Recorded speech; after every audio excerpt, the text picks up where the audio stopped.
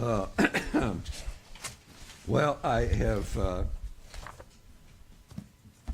told this a couple of times and gotten a good response. So hopefully you'll get a bang out of it. And then it's an equal opportunity joke if you have a particular persuasion. And most of you are old enough that you'll get the references here too. So, but the famous question is, why did the chicken cross the road? So we thought we'd ask some very important people to see what their response is, starting with Donald Trump. Oh, that's a horrible question. Why would you ask me that? Despite what you hear in the fake news, it was a good road, the chicken crossed, a great road, a big, beautiful road built by Americans. Joe Biden. Why did the chicken cross the, oh, you know, the thing. Barack Obama. If you like your egg, you can keep your egg. There's no need to cross the road if you don't want to. Hillary Clinton. At this point, what difference does it make why the chicken crossed the road? Bill Clinton. I did not cross the road with that chicken. Al Gore. I invented the chicken. And Colonel Sanders said, what, did I miss one? Got to have a little fun sometimes. Before I get into the message, a couple of things that you may or may not be aware of. We've been praying for a fellow named Jim Wolfe. He was in surgery yesterday for a pretty serious blood clot. I mean, it was very long, and so, but the surgery was successful, and he's going to be okay. So thanks to everyone who prayed for him. And some of you'll remember Doris Cleveland, I think she is now, and she is very near death. So just wanted to bring that to everyone's attention. Mark is still, her son is okay, but you know, he's the only surviving person, I think. So be in prayer for them. Yeah. All right, so let's go to 1 Samuel, chapter 30. We're going to start there. And the title of the message is When You Are Distressed. Excuse me. When you are distressed. In verse 1, starting verse 1 of 1 Samuel 30, it came to pass when David and his men were come to Ziklag on the third day, that the Amalekites had invaded the south in Ziklag and smitten Ziklag and burned it with fire. And they had taken the women captives that were therein. They slew not any, either great or small, but carried them away and went on their way. So David and his men came to the city, and behold, it was burned with fire. And their wives and their sons and their daughters were taken captive. Then David and the people who were with him lifted up their voice and wept until they had no more power to weep. David's two wives were taken captive, Ahinoam the Jezreelitess and Abigail the wife of Nabal the Carmelite. And David was greatly distressed, for the people spoke of stoning him, because the soul of all the people was grieved, every man for his sons and for his daughters, but David encouraged himself in the Lord his God. Now there is a children's book you may be aware of, or maybe not, but it's called Alexander and the Terrible, Horrible, No Good, Very Bad Day. In it, Alexander goes through a lot of bad things on that day, but the point of the book is to demonstrate that with courage and resolve, you can get through whatever happens. Well, in the case of David, in the passage we just read, David was having a terrible, horrible, no good, and very bad day, because as background to the story of the chapter, and this goes back to chapter 27, 28, and 29. David and his band of 600 warriors had been living in that town of Ziklag in Philistine territory. And King Achish now faced and they were under King Achish, but they now faced the predicament of having to fight as part of the Philistine army against their own brothers, their own Israelite brothers. But God intervened, and they were released from battle by the Philistine elders, worried that David and his men might betray them. So they were all relieved, I'm sure, and they went back home to Ziklag, marched for 3 days, hoping to relax and rest with their families. But what they found there was not what they expected.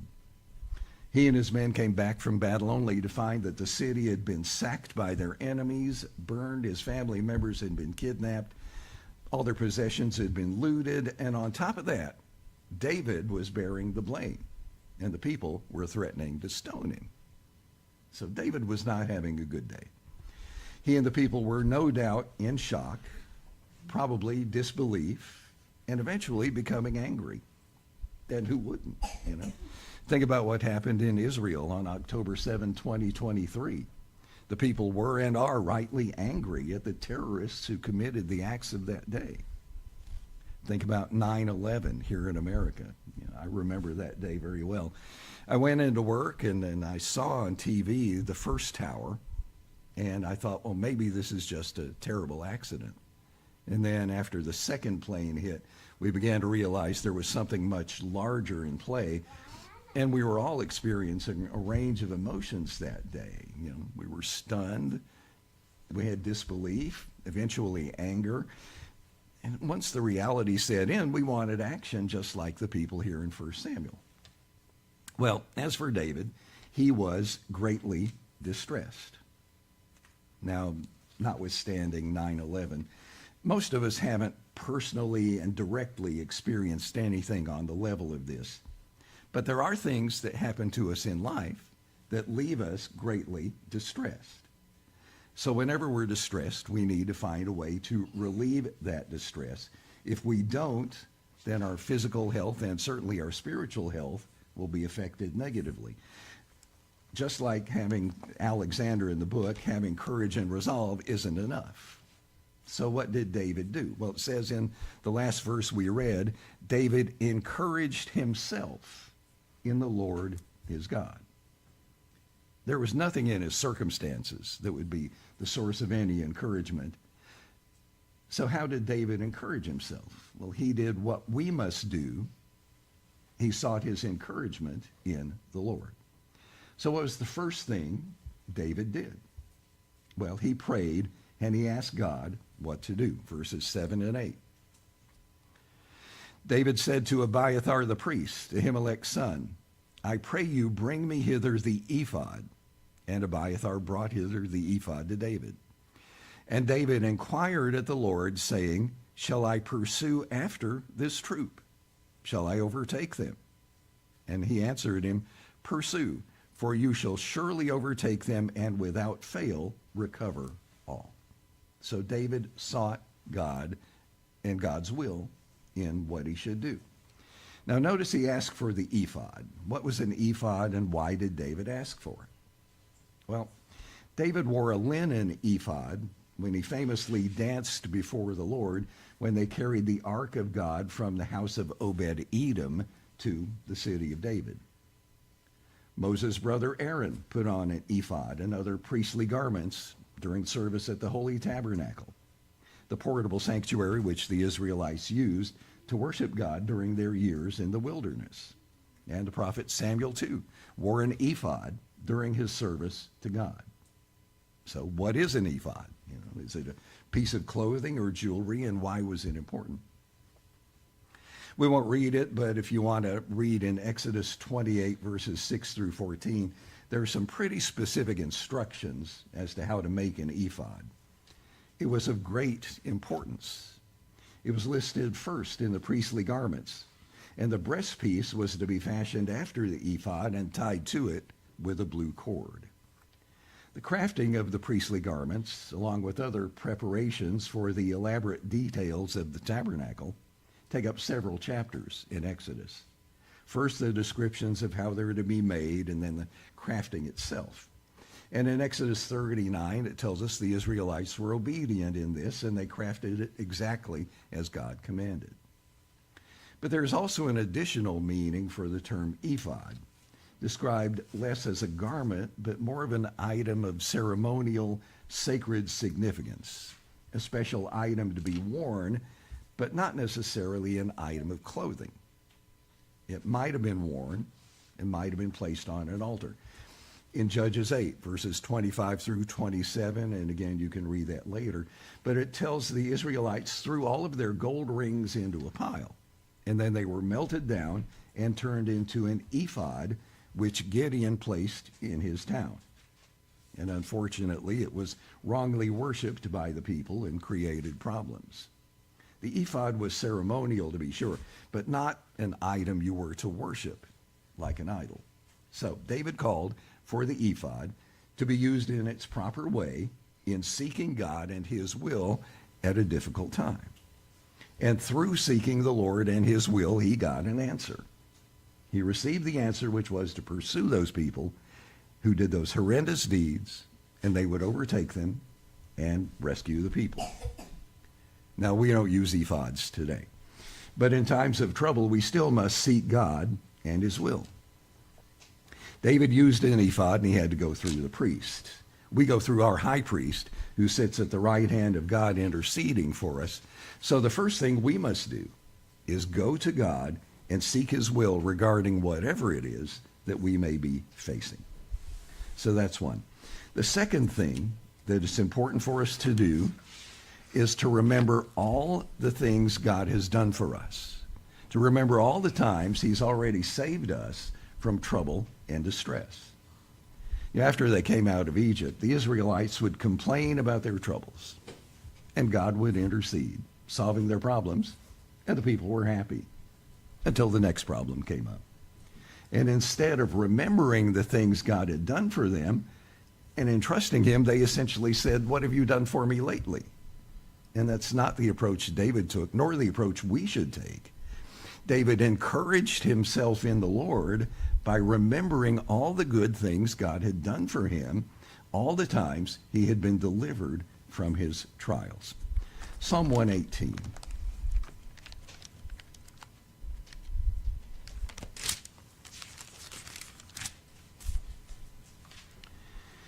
This psalm gives us insight into David's faith and his trust in God even under difficult circumstances, and David certainly had plenty of those.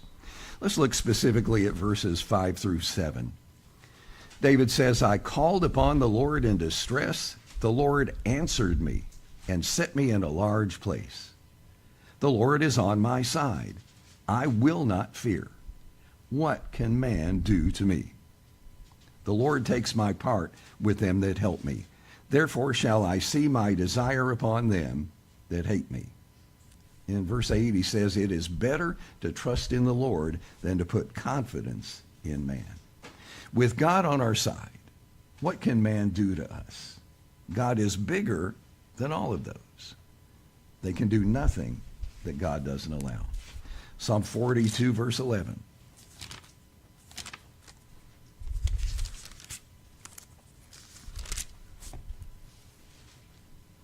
"Why are you cast down, O my soul?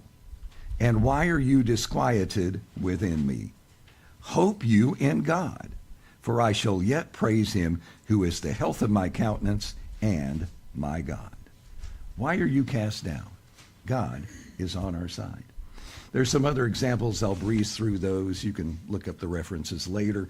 Psalm 9, verse 9 says, "The Lord will also be a refuge for the oppressed, a refuge in times of trouble." Psalm 27, verse 5. "For in the time of trouble he shall hide me in his pavilion. In the secret of his tabernacle shall he hide me. He shall set me upon a rock." Psalm 32, verse 7.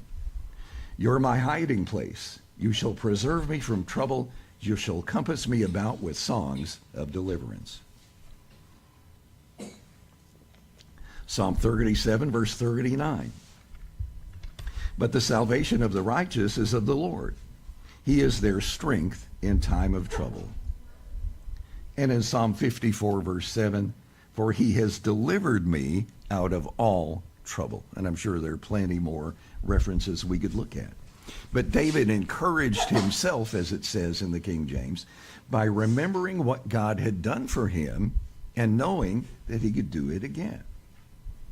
So that's the second thing we must do. Remember what God has done for us. And the third thing then that we must do is then to follow what God tells us to do. Now in this case, God told David to pursue those who had done this to the city. We read that.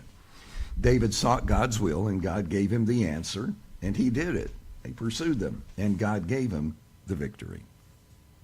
Now, I was doing a little research on this passage, as I sometimes do, and I was looking at sermons that other preachers of other persuasions had given on this. And I ran across a couple that I thought were a little questionable. In fact, the title of one of them was How to Get Your Stuff Back. Now, I didn't read it, so to be fair, I don't know what it said, but the title seemed to me to be focused on the wrong thing. It's not about getting your stuff back. You know, in this case, God told David what to do, and he did it, and everything was restored to them.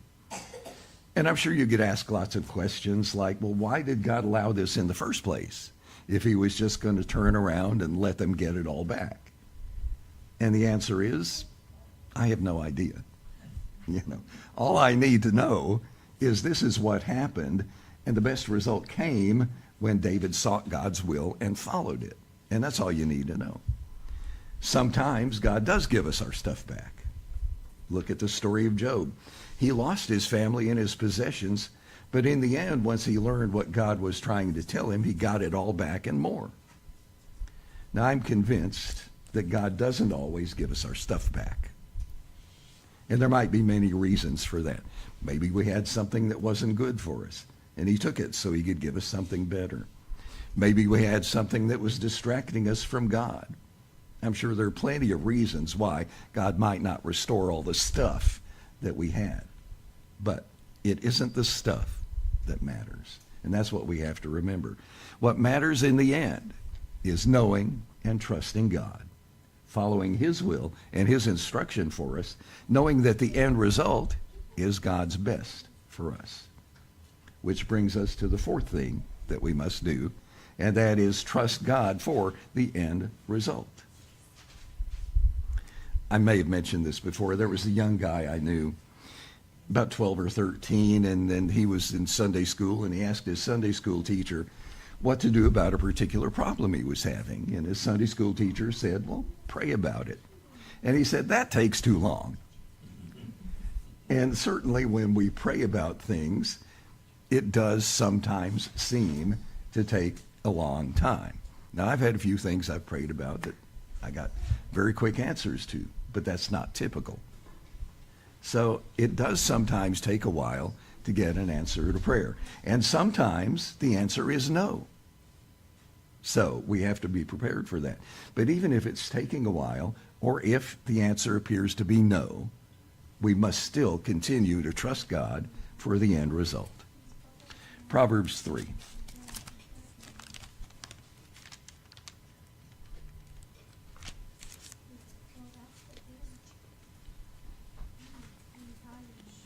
Verses 5 and 6. Trust in the Lord with all your heart. Lean not unto your own understanding. In all your ways acknowledge him, and he shall direct your paths. That not leaning to our own understanding thing is pretty important. You know, sometimes people decide what they want, and then they pray to God for success.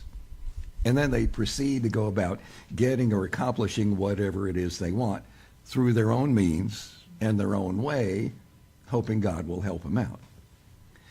But when we approach things with a specific outcome in mind, you're not trusting God with all your heart, excuse me, and allowing him to direct your paths. What you're doing is choosing your own path, and then you're asking God to come along and help us out, instead of trusting him to put you on the right path. Here's an analogy. Suppose I need to go across town, and I choose the route that I think will get me there the fastest. But what I don't know is that there's been a multi-car accident along the way that's going to hold me up for hours. There was another route that I could have taken that would have taken me a little out of the way and a bit longer, so it wouldn't have been a straight shot. But if I had checked, if I'd looked at the traffic app, if I'd sought some advice on that point, I would have arrived at my destination a lot sooner because I would have missed that accident. So my point is this: maybe there is a route to reaching whatever destination or conclusion you're trying to reach that may seem logical, but it isn't the route God takes you. Maybe that route is blocked for some reason. Maybe there's an obstruction along the way. Maybe there's something we don't know about, and God does, and he takes us a different route to get to where we need to go. It may seem longer. It may seem out of the way, but you'll actually reach the end sooner if you trust God to take you along his path. Well, there is I thought it was Matthew West. I think it's somebody else now, but there's a contemporary song that has in the lyrics, it says, "Keep me in the moment. I don't want to miss what you have for me." Have we missed things that God had for us by going our own way? Trusting God to lead us along the way is the best way to go. So, in short, when you are discouraged, do as David did. First, pray. Seek God's will. Secondly, remember all the things God has done for you, and he will continue to do that. He is with you. He said he will never leave us. God is with you. What do you have to fear? Then follow what God tells you to do and trust him for the end result. If we do that, then it can be said of us when we are distressed, as it was of David, that he encouraged himself.